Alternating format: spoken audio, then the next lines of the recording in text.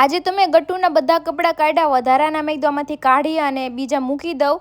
ત્યાં ગટ્ટુની ફ્રેન્ડ આવી અને એ બે જો રમવા માંડ્યા હતા. મેં ગટ્ટુને કીધું હાલ મારી હારે રમ, તો મને કે ના મમ્મા, એ કે હું ગુસ્સે છું, કટ્ટી થઈ ગઈ છું. મારી બેનપણી છે ને એ મારી હારે નથી બોલતી, હું એની હારે કટ્ટી થઈ ગઈ. બેનો ઝઘડો થઈ ગયો. પછી મેં કીધું હાલો હવે પેચઅપ કરી લ્યો. મેં કીધું ઝઘડો ન કરવાનો હોય તો. બેન પછી છે ને પેચઅપ કરવા હાટું બેન નીચે ઉતર્યા ને મેં બનાવી લીધી કોફી, કેમ કે મારું માથું ચડ્યું હતું અને જમવાનું બાકી હતું. પછી મેં ભેળ બનાવી લીધી, ભેળ બનાવીને ખાઈ ગઈ અને ગટ્ટુને પણ ખવડાવીને. એ સોપારી પડી હતી, માવા હું નથી ખાતી, હરી ખાય છે, પણ સોપારી મારે મૂકવાની. તો અમારા હીરો આવી ગયા હતા, તો અમારા બેન રોજની જેમ આજે પણ એના હેરમાં છે ને દાંતીઓ ફેરવે કે પાપા તમને હું ગૂંચ કાઢી દઉં.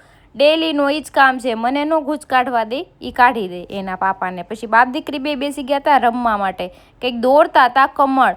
ગટ્ટુને શીખવાડતા હતા કે આવી રીતે તું દોડતો. ગટ્ટુ તો કંઈક બીજું જ કરતું હતું ને મજામાં અમારા બેડ ઉપર સૂતા હતા પાડાની જેમ આડા. તો એણે માર્યો ધક્કો, એ કે હાલ મારા પાપાને સૂવાનું છે. તો એને જો નાખી દીધા, હમણાં પછાડી દે. જોયું? આમ છે મારું ગટ્ટુ, એના પાપાની જગ્યાએ છે ને કોઈને સુવાનું નહીં. પછી મેં હરીએ છે ને વિડીયો બનાવતા હતા. પછી વિડીયોમાં હાચું હાચું નથી કઈ જોવાનું.